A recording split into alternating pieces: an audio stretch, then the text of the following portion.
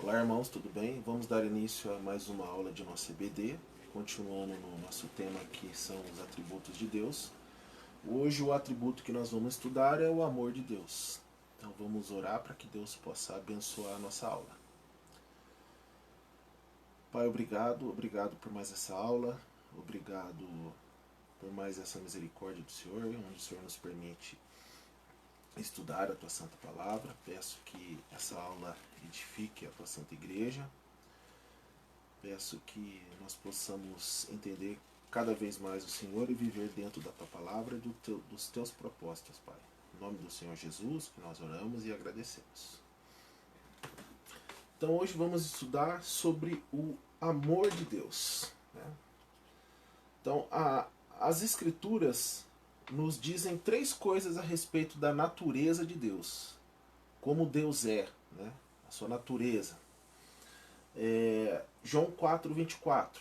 Deus é Espírito e importa que os que o adoram adorem em Espírito e em verdade. Então, primeira, Deus é Espírito. No grego não há um artigo indefinido. Dizer que Deus é Espírito é meio repreensível, né? Por quê? Pois o coloca na mesma classificação de outros seres. Deus é Espírito no sentido mais elevado, tá ok? Visto que é Espírito, é incorpóreo, ele não tem um corpo, como nós temos. Não tem substância visível. Então, tivesse Deus um corpo tangível, né, não seria onipresente. Estaria limitado a um lugar, sendo Espírito, ele enche os céus e a terra. Então, primeira coisa, Deus é Espírito. Primeira carta de João, capítulo 1, versículo 5. E esta é a mensagem que dele ouvimos e vos anunciamos. Deus é luz, e não há nele trevas nenhumas. Então, segundo, Deus é luz, o que é oposto às trevas. Nas Escrituras, as trevas representam o pecado, o mal, a morte. A luz representa a santidade, a bondade, a vida. Deus é luz, significa que ele é a soma de todas essas excelências. Tá ok? Primeira carta de João, capítulo 4, versículo 8. Aquele que não ama não conhece a Deus, porque Deus é amor. Então, terceira natureza de Deus, Deus é amor. Então, Deus é Espírito, Deus é luz e Deus é amor. Não é simplesmente que Deus ama, não é isso. Porém, que é o amor mesmo. Então, Deus não ama, Deus é o próprio amor. Então, o amor não é meramente um dos seus atributos, mas sim a sua própria natureza. Deus é amor. Ele é Espírito, é luz e é amor. Mateus capítulo 15, versículo 8. Este povo se aproxima de mim com sua boca e me honra com seus lábios, mas o seu coração está longe de mim. Então, hoje muitos falam do amor de Deus, mas são completamente alheios ao amor de Deus. Eles falam do amor, mas eles não entendem, eles são alheios, eles não vivem esse amor de Deus em suas vidas.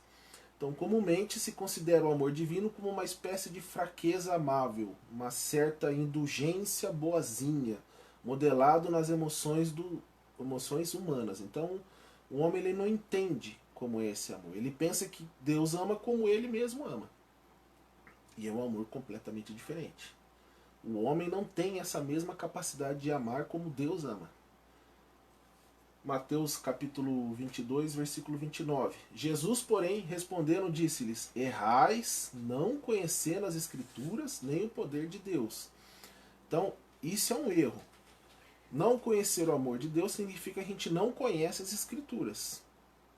Se você conhecer as Escrituras, se você for um obreiro aprovado, que não tem que se vergonhar, que sabe manejar bem a palavra da verdade, você vai conhecer o amor de Deus porque ele se revelou através das Escrituras. Então, pois bem, a verdade é que nisto, como em tudo mais, os nossos pensamentos precisam ser formulados e regulados por aquilo que é revelado nas Escrituras. Que há urgente necessidade disso transparece não só na ignorância que geralmente prevalece, mas também o baixo nível de espiritualidade atual que lamentavelmente se evidencia entre os cristãos professos. Então, A ignorância a respeito das escrituras acarreta também um baixo nível espiritual. Tá? E infelizmente isso é uma evidência hoje nas pessoas que são cristãos professos. Mateus capítulo 15, versículo 8. Este povo se aproxima de mim com a sua boca e me honra com seus lábios, mas o seu coração está longe de mim. Mais uma vez esse versículo. Então, quão pouco amor genuíno a Deus existe. Então veja, é muito pouco o amor que o ser humano, aquele amor genuíno que o ser humano oferece a Deus. Então, como Jesus Cristo disse, os dois principais mandamentos: amará o Senhor Deus de toda a sua força, acima de tudo, de todo o coração, com toda a tua vontade, com todo entendimento. E amarás o teu próximo como a ti mesmo. Disso depende de todas as leis e os profetas. Então, quão pouco amor genuíno a Deus existe hoje. Então, uma das principais razões disso é o que os nossos corações pouco se ocupam com o seu maravilhoso amor por seu povo. Então, nossos corações não estão preocupados com esse amor que Deus nos dá. Então, quanto melhor conhecemos o seu amor de Deus, sua natureza, sua plenitude, sua bem-aventurança, mais os nossos corações serão impelidos a amá-lo. Quanto mais você conhece a Deus, mais você quer amá-lo. Porque é impossível você conhecer um Deus tão maravilhoso e você não amá-lo. Então, quanto mais você conhece, mais você ama. Primeira carta de João, capítulo 4, versículo 19. Nós o amamos a Ele, porque Ele nos amou primeiro. Então, o amor de Deus é imune à influência alheia. Então, queremos dizer com isso que não há nada nos objetos do seu amor, ou seja, as criaturas, que possa colocá-lo em ação. Então, a criatura não provoca esse amor de Deus. A criatura não oferece nada que obrigue ou que faça com que Deus nos ame. Então, e não há nada na criatura que possa atraí-lo ou impulsioná-lo. Então, nós os amamos por quê? Porque Ele nos amou primeiro. Então, o amor de Deus não é provocado pela criatura. Não tem nada na criatura que faça com que Deus a ame. Nenhuma criatura, tá?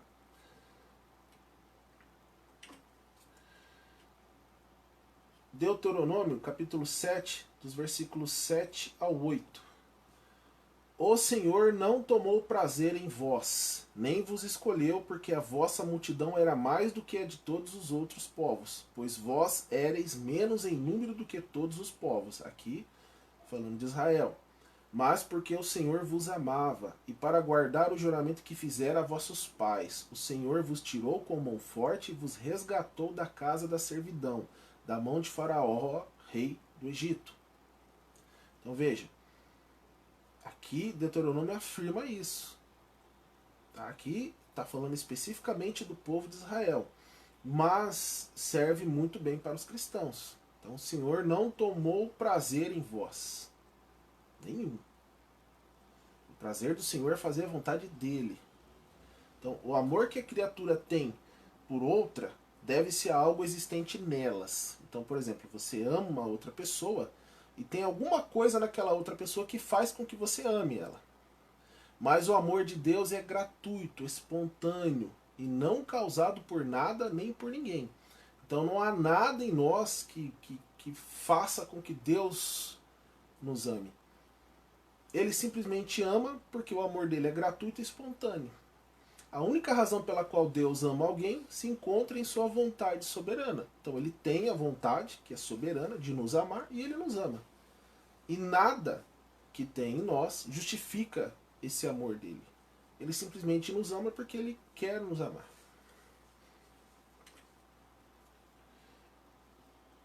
Segunda carta de Paulo a Timóteo, capítulo 1, versículo 9. Que nos salvou e chamou com a sua santa vocação, não segundo as nossas obras, mas segundo o seu próprio propósito e graça que nos foi dada em Cristo Jesus antes dos tempos dos séculos. Então, Deus amou o seu povo desde a eternidade. Portanto, a criatura nada tem que possa ser a causa daquilo que se acha em Deus desde a eternidade. Então veja, Deus nos amou antes de criar tudo. Então, antes de existirmos, antes dele nos criar, ele já sabia como nós seríamos. Sabia que nós não mereceríamos o seu amor, mas ele já nos amava. Então, nada do que a gente fez fez com que Deus nos amasse. Ele já nos conhecia. Sabia que seríamos pecadores, sabia que seríamos imundos, sabia que seríamos depravados. Mesmo assim, ele nos amou. Então, nada que nós temos, a gente possa se gloriar por estar recebendo esse amor. Absolutamente nada, muito pelo contrário. Nós merecemos a ira de Deus. Só isso, mais nada. Então, mais uma vez, 1 João, primeira carta de João, capítulo 4, versículo 19. Nós o amamos a ele porque ele nos amou primeiro. Então, Deus não nos amou porque nós o amamos. Não. Mas nos amou antes de nós termos uma só partícula de amor por ele. Então a gente não... O ser humano, antes de ser salvo, antes de ser depositado o Santo Espírito dentro de nós simplesmente odiamos tudo que é de Deus. Então, mesmo assim, Deus nos amou. Se Deus o tivesse amado em resposta ao nosso amor, então o seu amor não seria espontâneo, né? Mas visto que ele nos amou quando nós não o amávamos, é claro que o seu amor não foi influenciado. Então veja, nada do que a gente faça provoque qualquer sentimento de amor de Deus para nós. Mesmo assim, Deus nos amou. Tiago capítulo 4, versículo 9 e 10. Senti as vossas misérias, e lamentai e chorai. Converta-se o vosso riso em pranto, e o vosso gozo em tristeza. Humilhai-vos perante o Senhor, e ele vos exaltará. Então o que nós temos aqui? Misérias. Lamentai e chorai. Por quê? Pelas nossas misérias. Porque perante Deus somos miseráveis.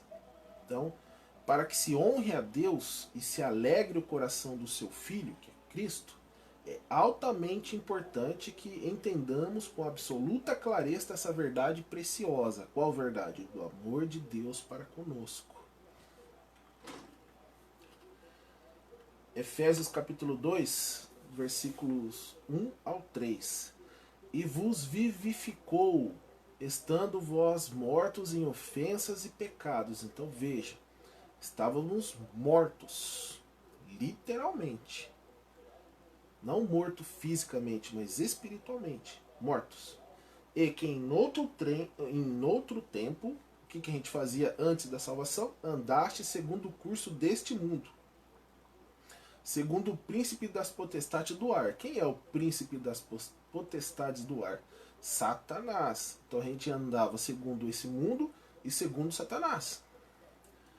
Do espírito que agora opera nos filhos da desobediência. Então nós éramos filhos da desobediência, entre os quais todos nós também antes andávamos nos desejos da nossa carne, fazendo a vontade da carne e dos pensamentos, e éramos por natureza filhos da ira, como os outros também.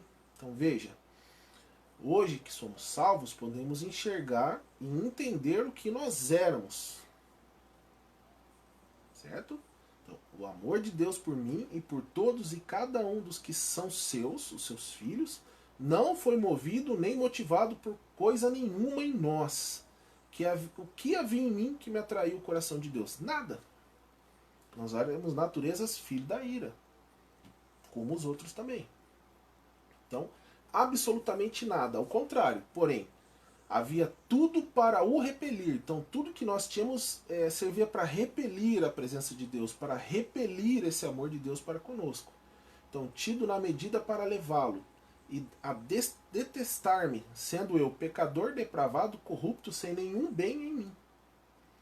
Então, tudo que nós tínhamos servia apenas para fazer com que Deus não nos amasse.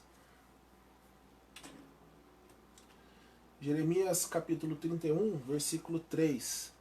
Há muito que o Senhor me apareceu dizendo, porquanto com amor eterno te amei, por isso com benignidade te atraí. Então, é eterno. O amor de Deus é eterno. necessariamente. Deus é eterno e Deus é amor. Portanto, como Deus não teve princípio, seu amor também não teve. Mesmo concedendo que esse conceito transcende o alcance de nossas frágeis mentes, contudo, quando não podemos compreender, podemos inclinar-nos em adoração. Então, a gente nunca vai entender isso, mas a gente pode adorar a Deus, porque o amor dele é eterno. Ele não teve início, ele não tem meio e ele não vai ter fim. Deus vai te amar para sempre. Para sempre. Para sempre você vai estar com ele. Jesus não falou? Vou preparar lugar, mas volto para buscar vocês. E recebereis vocês para mim mesmo. E onde eu estiver, vós estareis comigo para sempre. Então esse amor é eterno. Ok? Efésios capítulo 1, versículo 4 ao 5. Como também nos elegeu nele antes da fundação do mundo, para que fôssemos santos e irrepreensíveis diante dele em amor, e nos predestinou para filhos da adoção por Jesus Cristo, para si mesmo, segundo o beneplácito da sua vontade. Então por que Deus fez isso? Segundo o beneplácito da vontade dele. Então, quer bem-aventurança, saber que o grandioso e santo Deus amava o seu povo antes do céu e da terra terem sido chamados à existência? Que ele pusera o seu coração neles desde toda a eternidade? Esta é uma prova clara de que seu amor é espontâneo, pois ele os amou, era sem fim, antes de sequer existirem. Ok? Então, nos elegeu quando? Antes da fundação do mundo. Para quê? Para que fôssemos santos. O que é santos? Separados desse mundo. Irrepreensíveis diante dele em amor. Por que nós somos irrepreensíveis diante dele em amor? Porque é a obra de Cristo que nos torna justos. A obra de Cristo é irrepreensível. Por isso nós somos santos e irrepreensíveis diante dele em amor. Porque quando ele olha para você, ele vê o sangue de Cristo. O sangue de Cristo é irrepreensível. E nos predestinou para filhos de adoção por Jesus Cristo. Por que filhos de adoção? Porque nós não fazemos parte do quê? Do povo escolhido dele, mas ele nos adotou. E quando fala adotou, quer dizer que nós somos feitos filhos de Deus. Mas somos filhos adultos. O que isso quer dizer, filhos adultos? Que nós temos todo o direito das promessas de Deus. Porque, segundo a tradução de Israel, só o filho adulto tem todo o direito no que o pai dele tem. E nós já somos colocados como filhos adultos perante Deus. Temos direito a todas as promessas que ele fez através do Senhor Jesus Cristo. Então, para si mesmo, segundo o beneplácito da sua vontade. Esse é o amor de Deus para conosco. E esse amor já existia desde antes dele criar tudo. Ok? Salmos 90, verso 2. Antes que os montes nascessem, ou que tu formasses a terra e o mundo, mesmo de eternidade a eternidade, tu é Deus. Então, que louvores isso deveria evocar de cada um de seus filhos. Que tranquilidade para o coração saber que uma vez que o amor de Deus por mim não teve começo, certamente não terá fim. Se é certo que de eternidade a eternidade ele é Deus, é amor, então é igualmente certo que de eternidade a eternidade ele ama o seu povo. Por quê? Antes que os montes nascessem, ou que formasses a terra e o mundo, mesmo de eternidade a eternidade, tu é Deus. Então, ele sempre nos amou. Sempre. Romanos capítulo 9, versículo 13. Como está escrito, amei a Jacó e odiei Esaú. Esse versículo demonstra o quê? Que o amor de Deus é soberano. Isso também é evidente. Ele ama quem ele quer amar e ele odeia quem ele quer odiar. E ele é soberano. O que isso quer dizer? Ele faz o que a vontade dele lhe apraz. E nós, como criaturas, não devemos questionar e nem criticar. Ok? Como está escrito, amei a Jacó e odiei a Esaú. O que Jacó tinha diferente de Esaú? Absolutamente nada. O que Jacó tinha que ele era melhor que Esaú? Absolutamente nada. Porque Deus amou a Jacó e odiou Esaú? Porque ele quis. Ok? Propósito dele. Ele é soberano. Romanos capítulo 9, versículo 14. Que diremos, pois?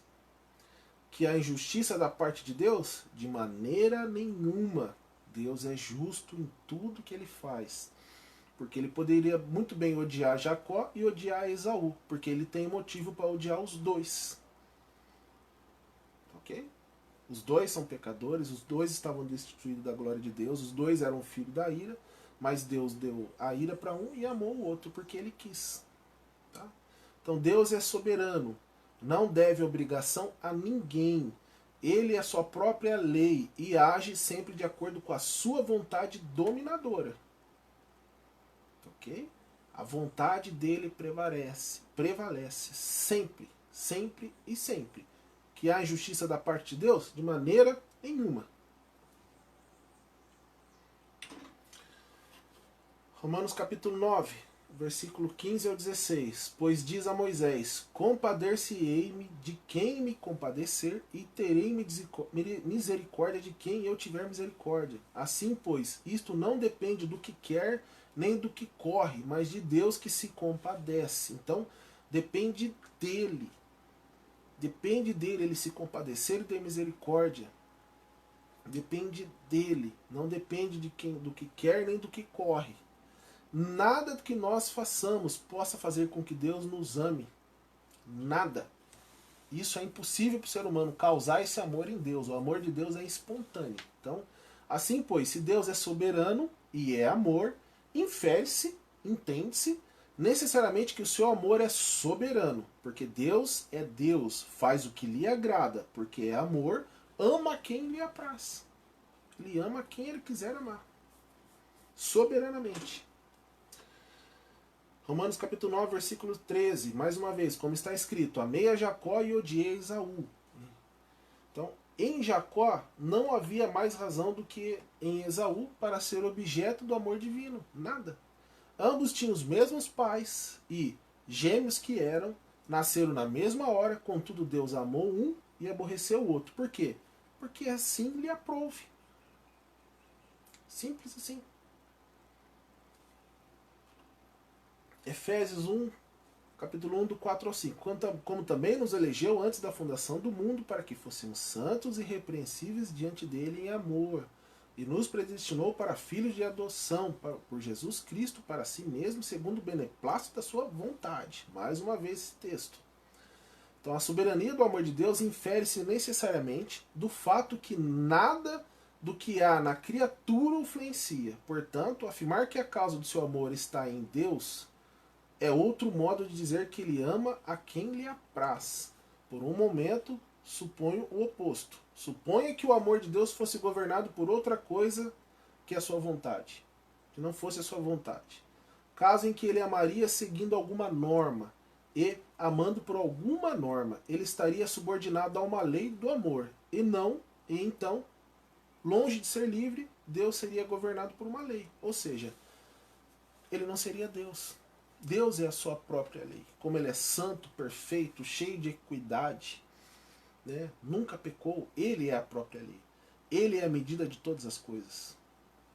Então toda a lei que ele nos deu é baseada nele. Porque ele é santo. Ele é santíssimo. Então ele é a medida de todas as coisas. Então, conforme fala, conforme o beneplácito da sua vontade. Beneplácito é uma palavra, um substantivo masculino.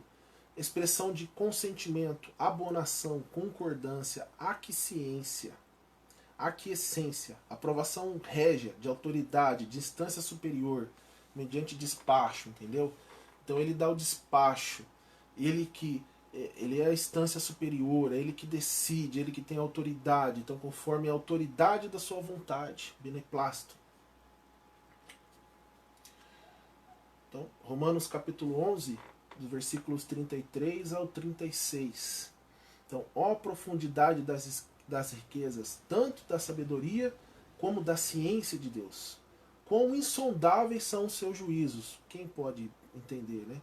E quão inescrutáveis os seus caminhos. Porque quem compreendeu a mente do Senhor? Ou quem foi o seu conselheiro? Ou quem lhe deu primeiro a ele para que ele seja recompensado? Porque dele, por ele, para ele são todas as coisas. Glória, pois a ele eternamente. Amém. Então aqui Paulo afirma isso. É dele, por ele, para ele. Quem primeiro deu a ele para que possa cobrar alguma coisa? Ninguém. Deus é imutável. Você não pode oferecer nada para ele. Tudo foi ele que criou. Tudo é dele. O meu corpo é dele, a minha alma é dele, a minha vida é dele. Fora tudo que ele me deu. Então Deus é infinito. Então, em Deus tudo é infinito. Sua essência enche os céus e a terra. Sua sabedoria não sofre nenhuma limitação, porquanto ele conhece todas as coisas, do passado, do presente e do futuro. Seu poder é ilimitado, pois não há nada difícil para ele. Ele é infinito, ilimitado.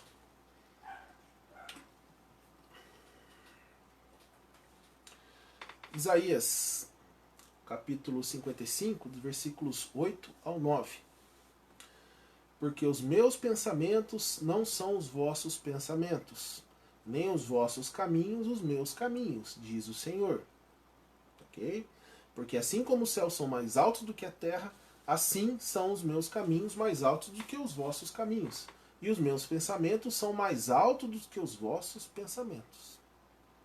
Então, assim, o seu amor é sem limite. Tá? Há nele uma altitude que ninguém consegue escalar.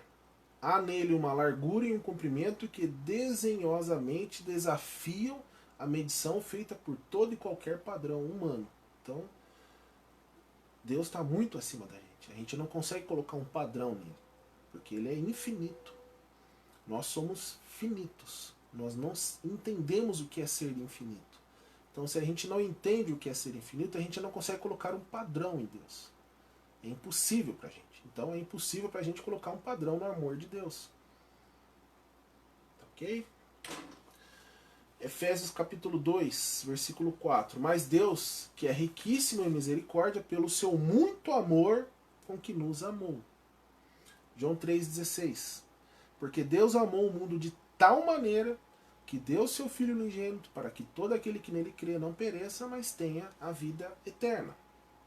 Então veja, a palavra muito, em Efésios 2,4, faz paralelo com a expressão Deus amou de tal maneira, que está em João 3,16. Então o que isso diz pra gente? Diz que o amor de Deus é transcendental, que não pode ser avaliado. Você nunca vai conseguir avaliar esse amor de Deus. Ele transcende. Ele está muito acima do nosso entendimento. Não adianta a gente querer mensurar o tamanho desse amor, porque ele é infinito, ele não tem amor. Efésios capítulo 3, versículo 19. E conhecer o amor de Cristo, que excede todo entendimento, para que sejais cheios de toda a plenitude de Deus. Então, conhecer o que? O amor de Cristo. Então, nenhuma língua pode expressar plenamente a infinidade do amor de Deus. E nenhum intelecto pode compreendê-lo. As ideias mais amplas que a nossa mente finita possa conceber acerca do amor divino estão infinitamente abaixo da sua verdadeira natureza. Ou seja, a gente nunca vai entender. Nunca. É difícil para a gente entender. Porque somos criaturas finitas. Jeremias capítulo 23, versículo 23. Porventura sou eu Deus de perto, diz o Senhor, e também Deus de longe? E não também Deus de longe? Então, o céu não se acha tão distante da terra como a bondade de Deus está, além das mais elevadas concepções que somos capazes de formular dela. Então, não está distante. O amor de Deus não está distante, o céu não está distante, a bondade de Deus não está distante da gente. Salmo 52, verso 1. Pois a bondade de Deus permanece continuamente. Então a bondade divina é um oceano que se avoluma e se torna mais alto do que todas as montanhas de oposição, nos que são objetos dela. Então, a bondade divina é ilimitada. Ilimitada. Uma fonte da qual domina todo o bem necessário aos que elas estão ligados. Então, É uma fonte inesgotável. Do quê? De bondade. Tiago capítulo 1, versículo 17. Toda boa dádiva e todo dom perfeito vem do alto, descendo do Pai das luzes, em que não há mudança nem sombra de variação. Ou seja, Deus é imutável. Deus Pai, Deus Filho, Deus Espírito Santo são imutáveis. Eles não mudam. Então é imutável. O amor de Deus também é imutável. Então, como Deus não muda, assim o seu amor não conhece mudança nem diminuição. O verme Jacó, que é isso que nós somos para Deus, verme, o verme Jacó, dá-nos enfático exemplo disso. Como ele diz, amei Jacó, declarou Jeová. E a despeito de toda a sua incredulidade e obstinação, Deus nunca deixou de amá-lo. Por mais que Jacó pecou, por mais que Jacó fez tudo que era contrário à lei de Deus, Deus nunca deixou de amá-lo. João capítulo 13, versículo 1. Ora, antes da festa da Páscoa, sabendo Jesus que já era chegada a sua hora de passar deste mundo para o Pai, como havia amado os seus, que estavam no mundo, amou-os até o fim. Aqui o fim não é o fim de Cristo, era o fim da obra dele, a consumação de sua obra. Então, essa passagem oferece-nos outra bela ilustração. Precisamente nessa noite que foi descrito por João, um dos apóstolos disse, mostra-nos o Pai. O outro o negaria soltando maldições. Todos se escandalizaram por causa dele e o abandonaram. Todavia, os amou até o fim. Independente do que os apóstolos fizeram, Jesus continuou os amando até o fim, até consumar a sua obra e continua nos amando até hoje. Romanos capítulo 8, versículo 35 ao 39. Quem nos separa do amor de Cristo? A tribulação? Ou a angústia? Ou a perseguição? Ou a fome? Ou a nudez? Ou o perigo? Ou a espada?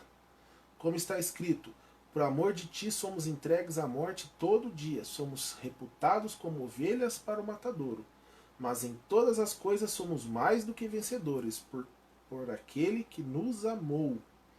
Porque estou certo de que nem a morte, nem a vida, nem os anjos, nem os principados, nem as potestades, nem o presente, nem o porvir, nem a altura, nem a profundidade, nem alguma outra criatura nos poderá separar do amor de Deus que está em Cristo Jesus, nosso Senhor.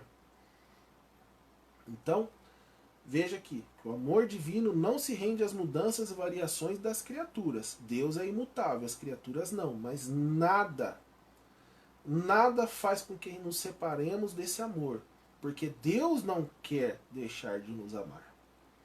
Então Deus não permite que nada altere o seu amor dele para com as suas criaturas, seus filhos. Então nada nos separa do amor de Deus, porque o amor de Deus provém de Deus e não é provocado por nós, não é provocado pelas nossas obras, não, é provocado pela vontade dele. Então nada nos separa, nada vai separar os eleitos de Cristo, nada, porque o amor de Deus para conosco vem desde antes da eternidade, antes de criar tudo e continuará por toda a eternidade.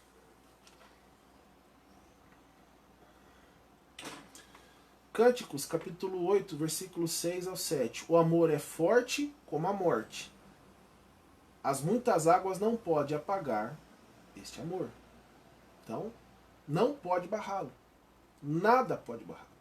Absolutamente nada pode limitá-lo. Pode fazer com que Deus deixe de amar os seus eleitos. Romanos capítulo 5, versículo 21. Para que assim como o pecado reinou na morte, também a graça reinasse pela justiça para a vida eterna por Jesus Cristo, nosso Senhor. Então aqui, o amor também é santo. O amor de Deus não é regulado por capricho, paixão ou sentimento, mas por princípio.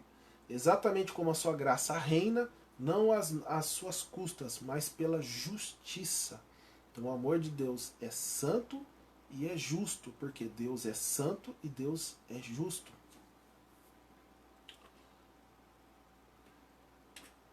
1 João capítulo 1, versículo 5. E esta é a mensagem de que dele ouvimos e vos anunciamos, que Deus é luz e não há nele trevas nenhuma. Primeira carta de João capítulo 4, versículo 8. Aquele que o ama não o conhece, porque Deus é amor. Então veja aqui. Assim, o seu amor nunca entra em conflito com a sua santidade, que Deus é a luz, se menciona antes de dizer que Deus é amor. Então veja. Primeiro João diz que Deus é luz e depois diz que Deus é amor. É uma sequência. Toda a Bíblia é inspirada pelo Espírito Santo e cada palavra está no lugar que deveria estar. Tá, ok? E tudo isso nos dá uma mensagem, nos mostra uma mensagem. Então, Deus é luz e Deus é amor. Quer dizer o quê? Deus é luz, não há trevas nele. E o seu amor é uma consequência de não haver trevas nem luz. Então o amor nunca vai contra a luz de Deus.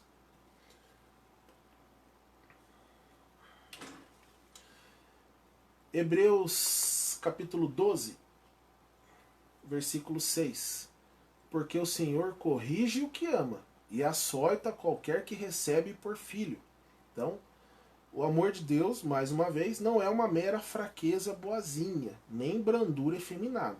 Deus não tolera o pecado, mesmo em seu povo. O seu amor é puro e não se mistura com nenhum sentimentalismo piegas. Ou seja, Deus te ama, mas se você pecar, você vai ser corrigido e você vai ser açoitado.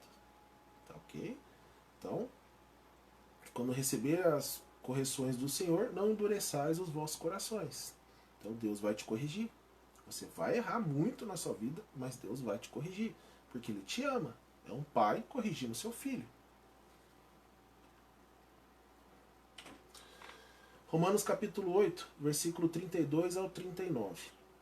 Aquele que nem mesmo a seu próprio filho poupou, antes o entregou por nós, como não nos dará também com ele todas essas coisas? Quem tentará acusação contra os escolhidos de Deus? É Deus que os justifica. Quem é que condena? Pois é Cristo quem morreu, ou antes que ressuscitou dentre os mortos, o qual está à direita de Deus e também intercede por nós. Quem nos separará do amor de Cristo? A tribulação, a angústia, a perseguição, a fome, a nudez, ou o perigo, ou a espada? Como está escrito, por amor de ti somos entregues à morte todo dia. Somos reputados como ovelhas para o matadouro. Mas em todas as coisas somos mais do que vencedores, porque aquele que nos amou, por aquele que nos amou. Porque eu estou certo que nem a morte, nem a vida, nem os anjos, nem os principados, nem as potestades, nem o presente, nem o porvir, nem a altura, nem a profundidade, nem alguma outra criatura nos poderá separar do amor de Deus que está em Cristo Jesus, nosso Senhor.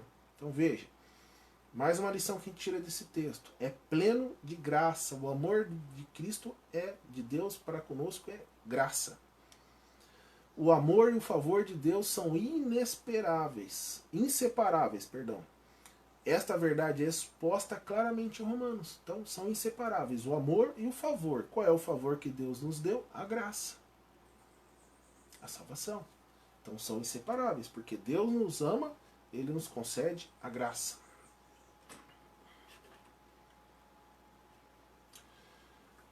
João capítulo 3, versículo 16, mais uma vez esse texto. Porque Deus amou o mundo de tal maneira que deu seu Filho unigênito, para que todo aquele que nele crê não pereça, mas tenha a vida eterna. Então, o que é esse amor do qual nada nos pode separar? Então, percebe-se facilmente pelo propósito e alcance do contexto imediato.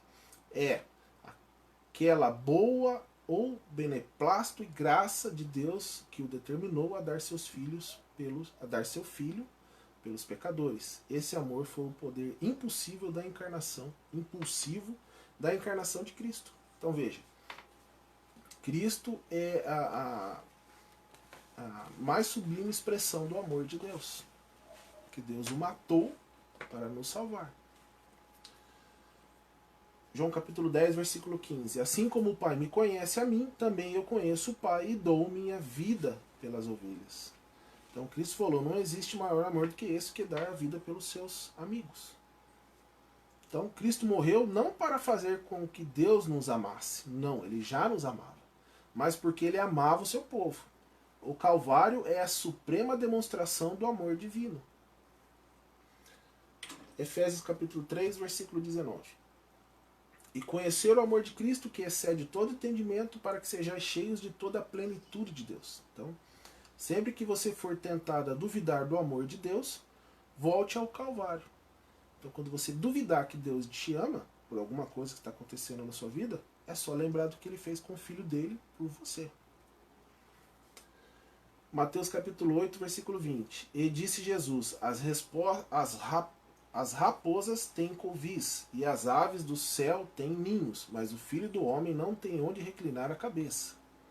Então, há aqui, pois, farta causa para confiança e paciência sob a aflição debaixo da mão de Deus. Então, quando você estiver sendo afligido, confie em Deus. Cristo era amado pelo Pai, não era?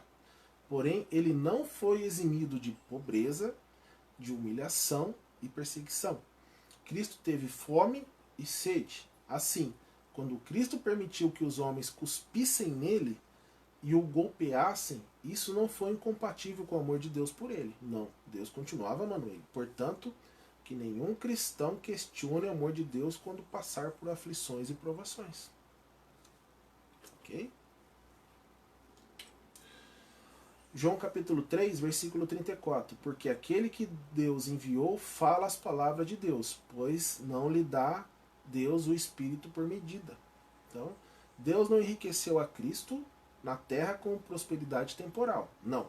Mas lhe deu o Espírito sem medida.